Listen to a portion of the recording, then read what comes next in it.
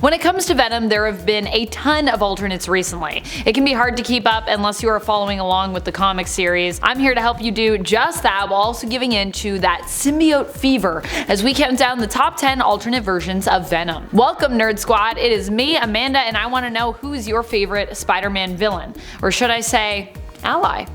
Number 10. What if Venom had possessed the Punisher? A great question. Well, as you can imagine, basically what would have happened is a lot of death. In issue number 44 of What If, we examine the answer to this question and see that Frank Castle ends up going on a killing spree as a result of joining with the symbiote. However, in the end, Frank realizes that Venom is attempting to fully possess him and resists, warning the symbiote that if not given back full control over his own body and his own actions, he will be forced to destroy the symbiote by taking his own life. This makes Venom reconsider its position, and Punisher is given back control over his body, with the two of them teaming up to become the new Punisher. And friends, before we move on to our next spot on this list, if you love what we do here at Top 10 Nerd, why not show us by clicking that like button?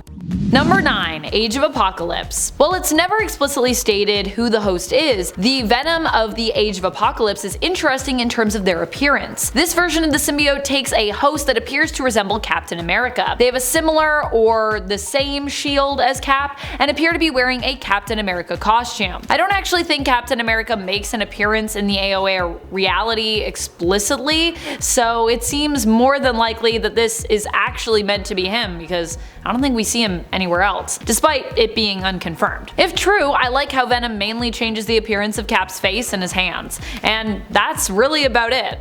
Number 8. Mangaverse. It gets really weird for Venom in the Marvel Mangaverse. In this reality, Venom is actually a master ninja and son of May Parker and her first husband, before she was married to Ben, Shinji. May in this reality is actually also a skilled ninja too, so Mangaverse guys, Mangaverse. Venom here is not directly attached to a symbiote himself, although in this reality there does exist a version of the symbiote, a black suit. This black suit actually came from a Shadow Clan amulet, and Venom does end up attached to the Shadow Clan, so there are some connections there. When Peter becomes corrupted by the black suit, Venom sacrifices himself to free Peter.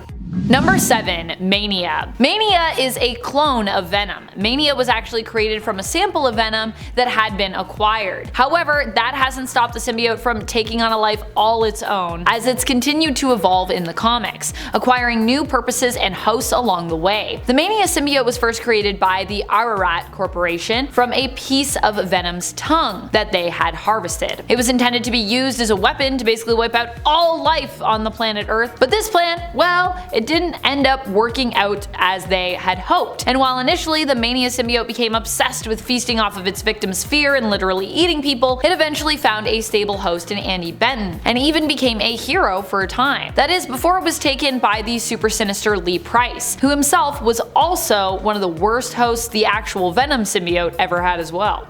Number 6. Venom 2099. Venom in the 2099 AD reality of Earth 928 is the brother of the Spider-Man of that era, Spider-Man 2099. Miguel O'Hara, Miguel's half-brother, is named Kron Stone, and he is Miguel's brother through his birth father, Tyler Stone, the head of Alchemex's research and development division. However, Kron never knew that Miguel was his brother, although he pretty much always hated Miguel, so I'm pretty sure even learning this wouldn't really change much between the two. After being left to die by the Punisher of 2099, whose family Kron was responsible for taking out, Kron ended up bumping into the Venom symbiote, which had mutated over the years. The symbiote bonded to Kron, and together they became the villain known as Venom.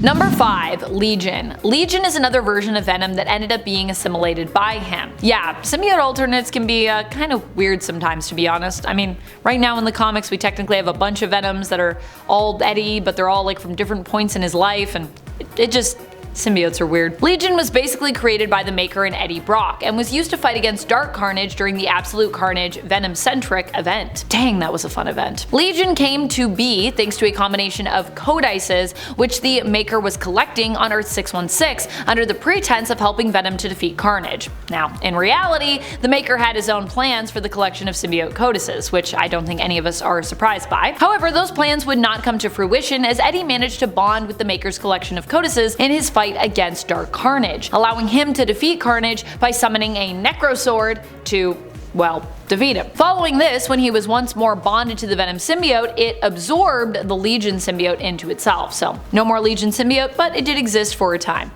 Number 4. MC2. In the MC2 reality, we get to explore a world where Peter Parker was allowed to actually grow up and settle down. He and Mary Jane end up having 2 children, May and Benji. If you are wondering what Venom is up to in this alternate future, the symbiote ends up separated from Eddie Brock and locked up for a long time. Now, when it finally breaks free, it seeks out Peter. Looking to remain bonded to him, Venom intends on isolating Peter, leaving him with no one but the symbiote, and kinda also hopes to torment Peter as payback for his rejection years prior. Venom as such intends to kill Peter's family while bonded with Peter so that he can make him watch. Fortunately, Peter's kids both end up with superpowers in this reality, and his daughter, Spider-Girl aka Mayday, ends up stopping Venom, saving the day as well as her entire family.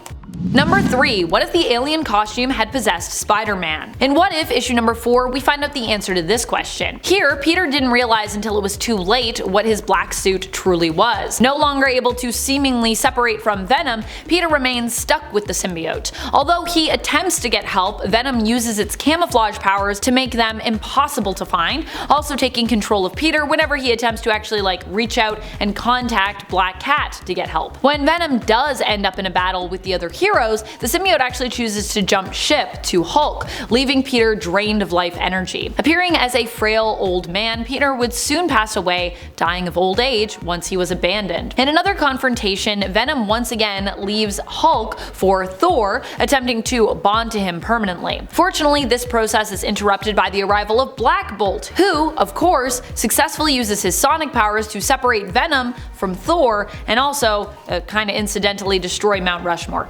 Sorry about that one. At this moment though, Black Cat appears on the scene and uses a weapon to permanently defeat Venom, getting revenge for the man she loved who the symbiote had taken away from her.